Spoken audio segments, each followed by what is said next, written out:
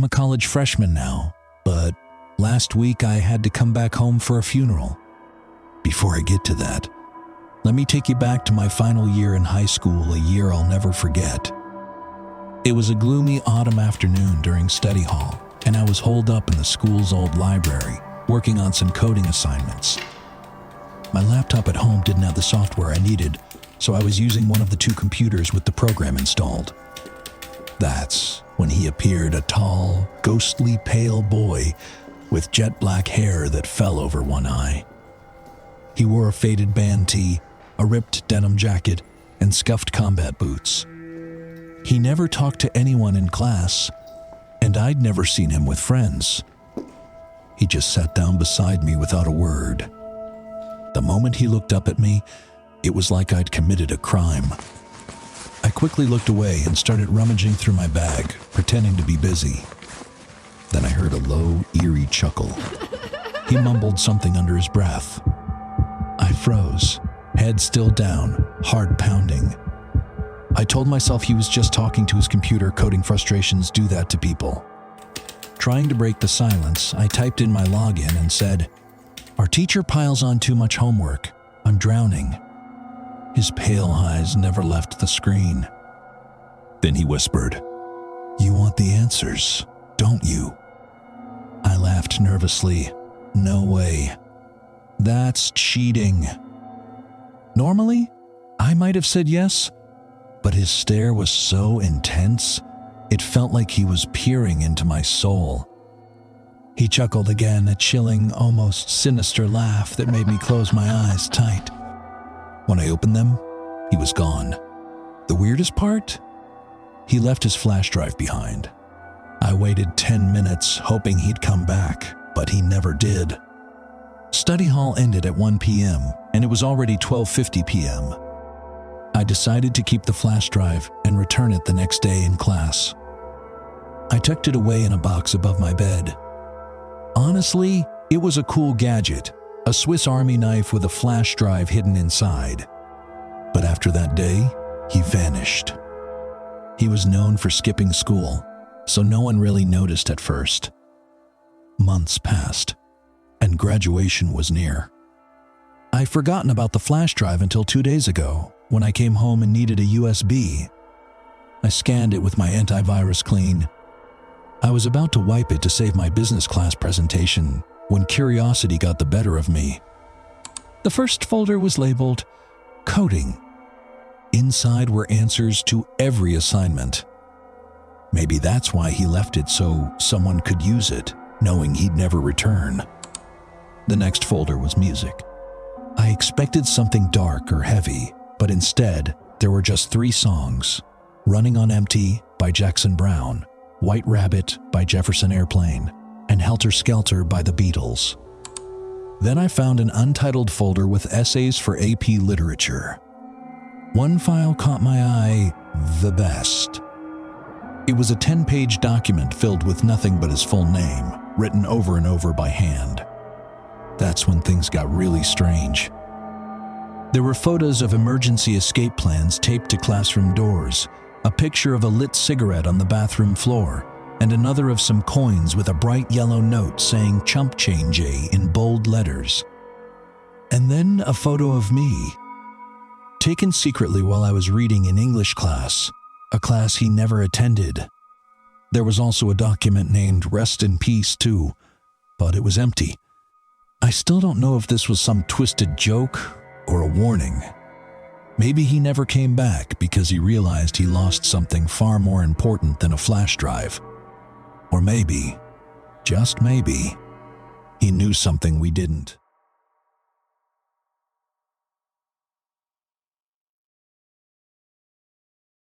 Have you ever felt a presence so chilling that it lingers in your mind long after the night has passed? This is the story of a night that changed everything for 2 curious kids and the secret they vowed never to share. This happened about 4 years ago to me and my best friend, whom I'll call Mia. We're both 16 now, which means we were just 12 when this all went down. Mia and I have been inseparable since 3rd grade, spending nearly every weekend exploring, playing, and most importantly, chasing the supernatural. We were obsessed with ghosts and haunted places, convinced every old house held some secret spirit. One night, around midnight, we were buzzing with energy, the kind only kids can have on a weekend. We decided to do another ghost hunt, this time in my family's old house, Ravenwood Manor. It was a sprawling, creaky place where the history is tangled as the vines on its walls. We grabbed my dad's old flip phone to record sounds and borrowed his touchscreen phone to videotape. It was the first and last time we used that device for anything spooky. The basement was unlike any other. Down the rickety stairs, there was a large storage room filled with dusty boxes, then a medium-sized laundry room, and at the very end, a tiny, cell-like room that everyone avoided. Even adults felt uneasy about it, so Mia and I dared each other to go in. We switched on the cameras, flipped on the recorder, and started asking the usual questions you'd hear on ghost shows. Is anyone here? Give us a sign. At first, nothing happened. After a while, we grew bored and headed back upstairs, hearts pounding with anticipation as we reviewed the footage in my room. We expected to find something, anything but. The video and audio were blank. Usually, we'd convince ourselves a random noise was a ghostly step or a creak in the floor. But this time, we wanted real proof. We stayed up playing board games, unable to shake the excitement, then decided to watch the footage again. That's when everything changed. As we watched closely, a cold dread filled the room. We heard footsteps slow, deliberate, and definitely not ours. Then, the image on the screen froze our blood. Behind Mia stood a figure, twisted and almost human, but horribly distorted, with glowing white eyes that seemed to pierce right through the screen, watching us. We shut off the phone immediately, frozen in shock. It was too early to wake my parents, so we kept silent, agreeing never to speak of it again. We never went back into that basement, but the memory haunts us both. Sometimes, in dreams or quiet moments, I wonder if it was all imagination or if something really was there, watching us in the dark. One thing's for sure, I'll never step foot in that basement again.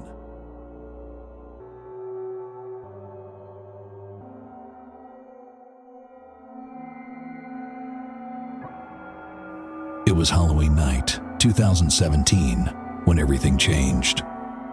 My name is Ethan, and I come from the quiet town of Millfield, nestled in the heart of Vermont. I attended Millfield High School, a modest school just a short drive from my home, called Crestwood Academy. Millfield was a peaceful place, filled with friendly faces and familiar streets. But beneath its calm surface lurked shadows I never truly believed in until that fateful night. The place where darkness seemed to gather was Ravenwood Park, a sprawling forest preserve on the edge of town. Locals whispered about its sinister reputation, rumors of assaults and disappearances that tainted its beauty. Despite the chilling stories, I had spent countless afternoons there with friends, biking the rugged trails, setting off harmless fireworks, and fishing by the lake. Nothing ever happened to us. Until senior year.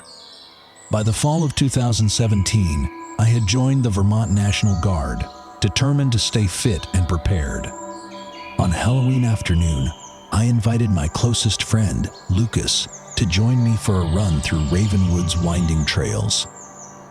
Lucas was always up for a workout, so he agreed without hesitation.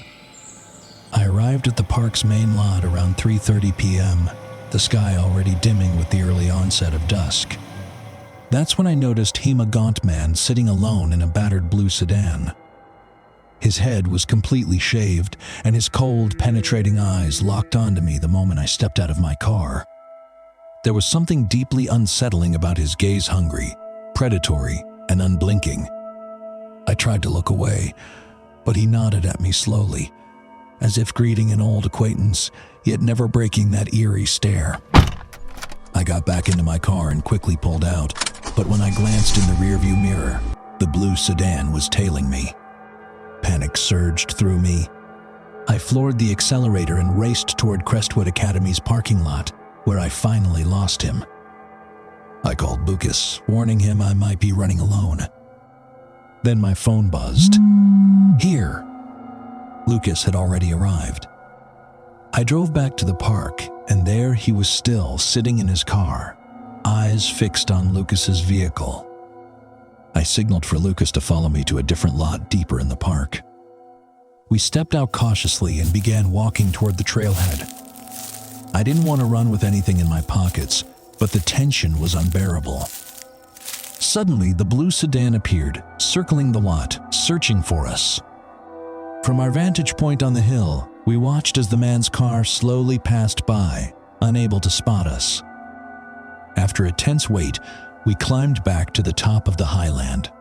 The car was gone. We decided to run the trails anyway.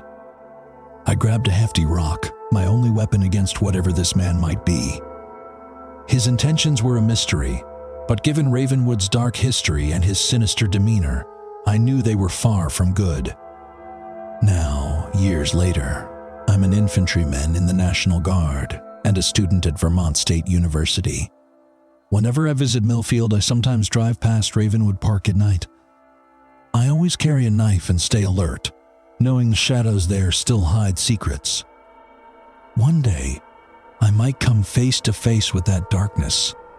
Again, but when I do, I won't hesitate to run. If you ever find yourself in a place like Ravenwood, remember this: always be prepared, never go alone, and trust your instincts. Some monsters aren't just stories there waiting in the dark.